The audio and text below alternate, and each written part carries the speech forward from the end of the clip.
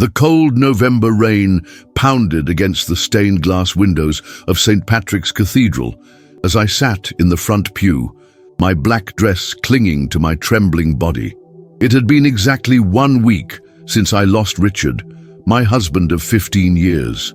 The memorial mass was supposed to bring closure, but instead it opened wounds I didn't know existed. I could feel Patricia's icy stare from the second row. My mother-in-law had never approved of me marrying her precious son. "A waitress isn't worthy of the Hamilton name," she'd whispered to Richard's father at our wedding reception.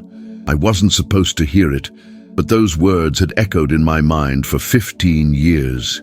"Would anyone like to share a few words about Richard?" Father Michael's gentle voice broke through my thoughts.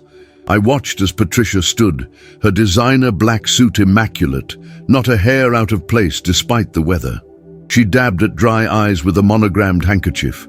"My son," she began, her voice steady and controlled, "was brilliant, hard-working, and destined for greatness. He built his own empire from nothing." She paused, looking directly at me. "It's unfortunate that certain influences led him astray from the family business." I kept my eyes fixed on the framed photo of Richard beside the altar. His smile, the one that had made me fall in love with him at that small diner in Queens where I worked double shifts to pay for community college. "And now," Patricia continued, her voice taking on a sharper edge, "all his hard work amounts to nothing but debt and disappointment." Murmurs rippled through the congregation. Richard's cousins, aunts, and uncles shifted uncomfortably in their seats. "Emily," she said my name like it was something distasteful, "has inherited nothing but bills. She only got debts." Patricia laughed, actually laughed, in the middle of her son's memorial service. "Perhaps now she'll understand that some people aren't cut out for our world." The church fell silent. I could feel eyes on me, some pitying, others curious. Richard's best friend James reached over and squeezed my hand. His wife Sophie whispered, "Don't listen to her." But Patricia wasn't finished. "The Hamilton estate will, of course, take care of these matters. Emily needn't concern herself with them anymore, or with us." As she returned to her seat, I felt something break inside me. Not my heart, that had shattered when I found Richard collapsed in his home office, his heart having given out at just 43. No, what broke was the last thread of patience I had for this woman who had made it her mission to remind me I would never be good enough. I was about to stand, though I had no idea what I would say, when the heavy wooden doors at the back of the church creaked open.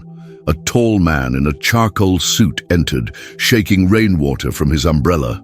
He removed his glasses, wiped them with a handkerchief, and made his way down the center aisle with purposeful steps. "I apologize for the interruption," he said, his voice filling the cavernous space. "My name is Daniel Winters. I was Richard Hamilton's personal attorney." Patricia straightened in her seat. "Mr. Winters, this is hardly the time." "On the contrary, Mrs. Hamilton," he said firmly, "this is precisely the time." Richard was explicit about his wishes. He approached the altar, nodding respectfully to Father Michael before turning to face the congregation. From his briefcase, he withdrew a thick manila envelope. "Before I continue, I'd like to address something I just overheard." His eyes found Patricia. "It seems there are some misconceptions about Richard's estate that need to be corrected immediately." Daniel opened the envelope and removed a stack of documents. Richard Hamilton amended his will 3 months ago. He was very specific about the timing of this revelation. He cleared his throat and continued, and I quote, "To be read at my memorial service in the presence of my wife Emily and my mother Patricia." The church went completely silent. Even the rain seemed to pause. "I, Richard James Hamilton, being of sound mind, hereby declare that my entire estate, including Hamilton properties, all financial assets and personal belongings, shall pass to my wife, Emily Rose Hamilton." Patricia shot to her feet. "That's impossible. The family business cannot—" "Mrs. Hamilton," Daniel interrupted, his tone leaving no room for argument. "There's more." He held up a document with the Hamilton Properties letterhead. 6 months ago, Richard restructured the company. He transferred 75% ownership to Emily, retaining 25% for himself. This was done legally and recorded with the SEC. Emily has been the majority owner of Hamilton Properties for half a year. Gasps echoed through the church. I sat frozen, unable to process what I was hearing. Furthermore, Daniel continued, there is no debt. Hamilton Properties is worth $347 million as of last quarter's valuation. The New York penthouse, the Hamptons estate, and properties in Aspen and Paris are all debt-free and now belong solely to Emily. Patricia's face had drained of all color. This is preposterous. Richard would never... He did, Patricia, I whispered, memories suddenly flooding back. Richard asking me to sign papers I barely looked at, telling me they were just formalities for the business. His mysterious meetings, the long hours, his insistence that I learn more about the company. It all made sense now. Daniel walked over to me and handed me a sealed envelope. Richard asked that you read this privately, but he wanted me to tell you, in front of everyone here today, that you were never just a waitress to him. You were his partner, his confidant, and the only person he truly trusted. The revelation hit the church like a thunderbolt. Patricia swayed slightly, steadying herself against the pew. Her husband, Charles, a man who'd spoken fewer than 20 words to me in 15 years, placed a hand on her shoulder, whether to comfort or restrain her. I couldn't tell. This is a mistake, Patricia hissed, her composed facade crumbling. Richard would never leave the family legacy to an outsider. Daniel Winters remained unruffled. Mrs. Hamilton, your son was very clear. In fact, he recorded a video statement to accompany the will. He held up a small USB drive. He anticipated resistance. I felt a strange calmness wash over me. For 15 years, I tried to earn Patricia's approval, to be worthy of the Hamilton name. I'd endured subtle jabs at dinner parties, been excluded from family vacations, and watched as she introduced everyone but me during social gatherings. I'd like to see that video, I said, my voice stronger than I expected. Daniel nodded. Richard wanted it played here today if there were any challenges to his wishes.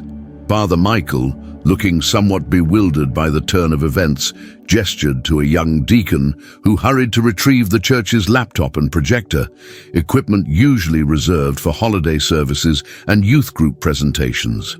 As they set up, the murmurs in the church grew louder. Richard's cousins huddled together, whispering furiously. His uncle Bernard, Patricia's brother and a board member at Hamilton Properties, was already on his phone, no doubt calling his lawyer. Sophie squeezed my hand again. "Are you okay?" she whispered. I nodded, though I wasn't sure if I was. The Richard I thought I knew. The man who worked 16-hour days, building his real estate empire, who seemed to crave his mother's approval as much as I once had apparently been planning this for months without telling me. The projector flickered to life, and suddenly, there he was, my Richard, sitting in his office, the Manhattan skyline visible through the window behind him. He looked tired but determined, his blue eyes, the same ones our daughter Lily had inherited, staring directly into the camera. "If you're watching this," he began, "then I'm gone, and my mother is probably raising hell about my decisions." His lips curled into the half-smile I'd fallen in love with. "Mom, I love you, but you never understood what's truly important." Patricia made a choked sound. "Emily," Richard continued, his expression softening, "I'm sorry for the secrecy. I needed to protect you and what we built together. When I had that health scare last year, the one I downplayed as exhaustion, the doctors found a congenital heart defect. They gave me a timeline, and while I hoped they were wrong," he shrugged, a gesture so familiar it made my chest ache. "I've watched for 15 years as my family treated you like an interloper rather than my chosen partner. I've seen how they undermined you, excluded you, made you feel less than. What they never understood was that you were my strength. That diner where we met. I went there every day for 3 months before I worked up the courage to talk to you. Not because of your beauty, though you are beautiful, but because of how you treated people. How you remembered every regular's order. How you helped that old man cut his pancakes when his hands trembled too much to hold a knife. Tears streamed down my face. I remembered that old man, Mr. Calloway. He'd come to our wedding. You showed me what real integrity looks like, Richard continued. So when I realized my time might be limited, I made changes. Emily has been the driving force behind Hamilton Properties' success for years. Her market analyses, her instinct for emerging neighborhoods, her community-focused development model, they've tripled our profits while actually helping people. I heard sharp intakes of breath around me. Richard had always presented my contributions as suggestions to the board, never taking credit himself, but certainly never attributing the company's recent success to me. The company is rightfully hers, Richard said firmly. And, Mom, his expression hardened slightly. If you're thinking of contesting this will or creating problems for Emily, don't. I've left instructions with 3 separate law firms. Fighting this will only result in the Hamilton Foundation losing its funding and your monthly allowance being redirected to Emily's urban housing initiative. You know, the one you called a waste of resources at last year's Christmas dinner. A strangled noise escaped Patricia's throat. Emily, Lily is too young to understand all this now, but when she's older, tell her I never wanted to leave you both. Tell her that meeting you was the best thing that ever happened to me. And tell her that real wealth isn't in properties or bank accounts, it's in how we treat people. Richard's image leaned forward, as if he could see through the screen to where I sat. I love you. I've always loved you. Now go build something beautiful. The video ended, and the church remained silent for what felt like an eternity. Then, from the back pew, someone began to applaud. It was Jorge, the superintendent from our first apartment building, the one Richard had later purchased and renovated, ensuring all the existing tenants could stay at their original rent. Others joined in, the staff from Hamilton Properties, neighbors, friends, until the applause filled the cathedral, drowning out Patricia's protests as she and Charles made their way to the exit, several family members trailing behind them. Daniel approached me again, this time with a small wooden box. One more thing, he said quietly. Richard wanted you to have this today. I opened it with trembling fingers. Inside was a worn silver key attached to a faded leather tag. It's the key to your old locker from the diner, Daniel explained. He kept it all these years. There's a safety deposit box at Manhattan Trust with the same number. He said you'd understand. And I did. That locker had been where I kept my textbooks during shifts, where I'd stash tips to pay for business classes Richard had later encouraged me to continue. It was where he'd left me a note asking me to dinner for the first time. As the service concluded and people began to file out, James approached with Sophie and their daughter, who was Lily's best friend. Emily, we're here for you, whatever you need. I looked around at the faces of those who remained, people who'd known the real Richard, who'd seen our love for what it was. Not a social climber catching a wealthy man, as Patricia had always implied, but a partnership built on respect and shared values. Thank you, I said, clutching the key to my chest. But I think Richard made sure I have everything I need. Outside, the rain had stopped, and sunlight was breaking through the clouds. Somewhere across town, my daughter was with her nanny, too young at 7 to attend the service. She had her father's eyes and my determination. Together, we would build something beautiful. The days following the memorial service passed in a blur of legal meetings, condolence calls, and explaining as much as I could to Lily. How do you tell a 7-year-old that her father knew he was dying, but kept it secret to protect everyone? That he'd restructured an empire in silence? Daniel, I still don't understand, I said, as we sat in Richard's, my office on the 47th floor of the Hamilton building. Floor-to-ceiling windows showcased the Manhattan skyline, gray clouds threatening another November storm. Why didn't he tell me about his heart condition? Daniel removed his glasses, polishing them methodically. He was afraid you'd put your life on hold to care for him. He wanted your last months together to be normal, not overshadowed by his diagnosis. I ran my fingers over the polished mahogany desk where Richard had recorded his final message. And the company? Why the secrecy about transferring ownership? Protection, Daniel said simply. Richard was concerned that if Patricia knew, she'd contest it while he was still alive, possibly trigger a family legal battle that would drain resources and energy during his final months. A knock at the door interrupted us. Megan, Richard's executive assistant, my executive assistant now, entered with a stack of folders. Mrs. Hamilton, the board members have arrived for the emergency meeting. She hesitated. Mrs. Patricia Hamilton is with them. I straightened my blazer, navy blue, Richard's favorite color, on me, and nodded. Thank you, Megan. Please show them in. Daniel gave me an encouraging smile. Remember, you own 75% of the company. They can't outvote you.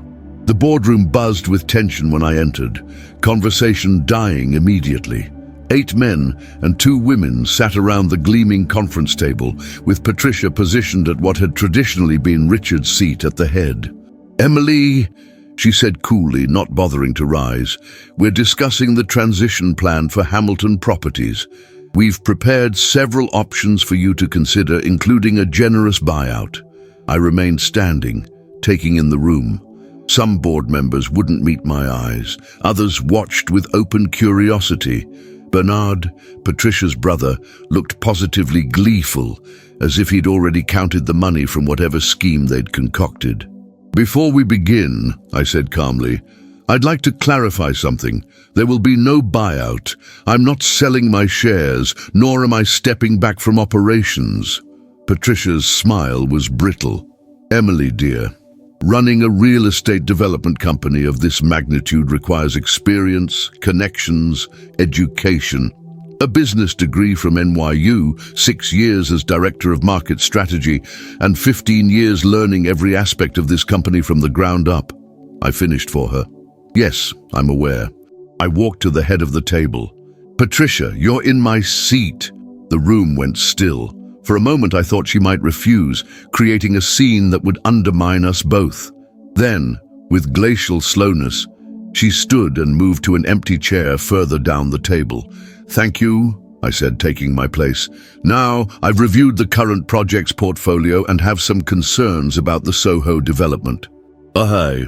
I opened my laptop, projecting slides onto the screen behind me, slides I'd prepared over sleepless nights while Lily slept down the hall. The current plan demolishes a block that houses 17 small businesses and 38 residential units, many occupied by families who've been there for generations. I clicked to a new design. This alternative achieves the same square footage and projected ROI, but preserves the existing structures while adding 3 stories of mixed-use space above. Bernard scoffed. That would add millions to the construction budget. Actually, I countered, pulling up the financial projections, it reduces costs by 12% by eliminating demolition expenses and utilizing sustainable building materials that qualify for federal tax credits. The community preservation angle also positions us for additional municipal incentives worth approximately $3.4 million. Several board members leaned forward, interest peaked. These are Richard's numbers, Patricia said dismissively. We all know he was brilliant with projections. No, said Martin Chen, our CFO, studying the spreadsheet. These aren't Richard's models. This is Emily's work. He looked up at me with newfound respect. I recognize the formatting. You've been submitting these alternative analyses for years. I nodded. Richard always encouraged me to review projects from different angles. The models that increased both profit and positive community impact often became our final approaches. Is that what this is about? Patricia's voice dripped with disdain, turning Hamilton Properties into some sort of charity. No, I said firmly. It's about smart business. Our community-centered developments have consistently outperformed traditional luxury-only projects by 23% over the past 5 years. The data is clear. I clicked to a new slide showing performance comparisons. Our Hamilton Heights project, the one you opposed, Patricia, because it included affordable housing units, has generated 31% higher returns than projected. The commercial spaces are fully leased with a waiting list, and property values in surrounding blocks have increased by 27%, nearly double the market average. The board members exchanged glances. This was language they understood: profit, performance, returns. We've built our reputation on luxury developments, Patricia insisted. We've built our reputation on excellence, I corrected. And now, we're known for innovative approaches that benefit communities while delivering exceptional returns to investors. For the next hour, I walked them through my complete vision for Hamilton Properties, expanding into sustainable development, targeting emerging neighborhoods before gentrification drove prices up, and creating mixed-income communities that maintained their character while improving infrastructure. By the time I finished, even Bernard was taking notes. "Any questions?" I asked. Martin spoke first. "I've reviewed these projections. They're solid. I'd like to move that we approve Emily's plan for the Soho development immediately to capitalize on the current interest rates." "Seconded," said Rebecca Torres, our newest board member and the only one Patricia hadn't personally vetted. Patricia stood abruptly. "This is moving too quickly. We need time to consider alternatives." "We've already delayed this project twice," I pointed out. "Every month costs us approximately $145,000 in potential revenue, unless there are specific concerns about the financials." "It's not about the financials," Patricia snapped. "It's about legacy. What would Richard's father think of his company being run by—" "A woman?" Rebecca suggested dryly. "An outsider," Patricia finished, her eyes locked on mine. I met her gaze steadily. "Richard entrusted me with this company because he believed in my vision, a vision he shared. If anyone at this table feels they cannot work within that framework, I'll accept their resignation with gratitude for their past service." The implicit message was clear. No one moved. "All in favor of proceeding with the revised Soho development?" I asked. 10 hands raised, everyone except Patricia. "Excellent. Megan will distribute the updated timeline by end of day." I closed my laptop. Meeting adjourned. As the board members filed out, several stopped to congratulate me or share quiet words of support. Patricia remained seated, staring at her perfectly manicured hands. When the room had emptied, I lingered, gathering my materials unhurriedly. "You won't succeed," she said finally, her voice hollow. "This company was built by Hamiltons." I paused at the door.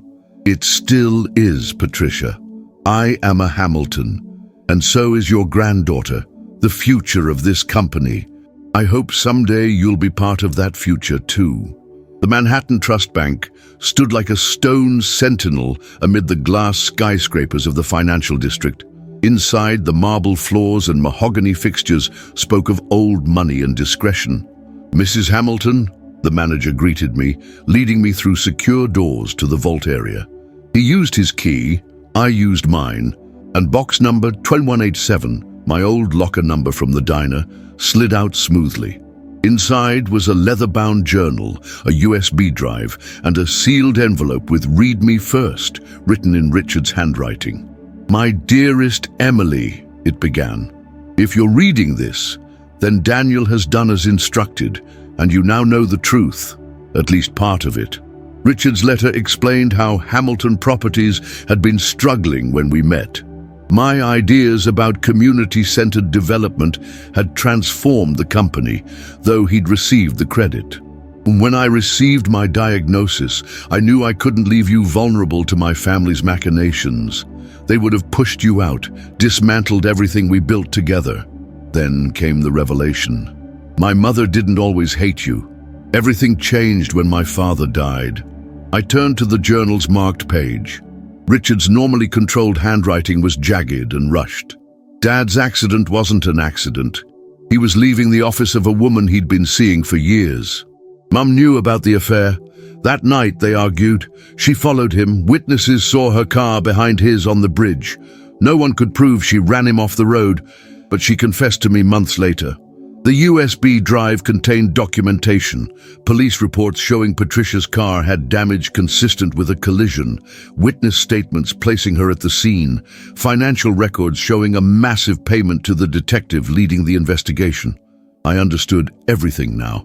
Patricia Hamilton had killed her husband, and she'd recognized in me the same threat, another common girl taking a Hamilton man away from her. 30 minutes later, I stood outside Patricia's Upper East Side townhouse. The housekeeper showed me to the sunroom where Patricia sat reading, a half-empty glass of scotch beside her.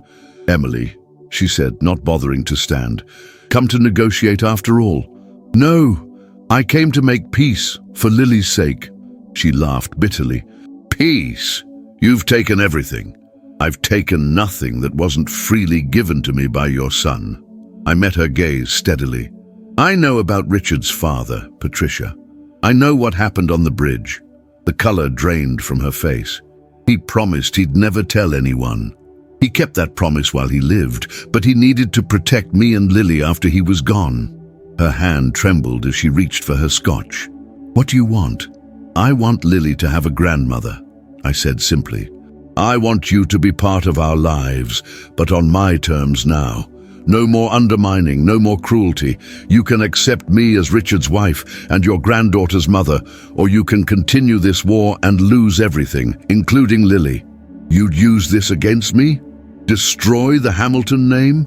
I'd protect my daughter from toxicity. The choice is yours."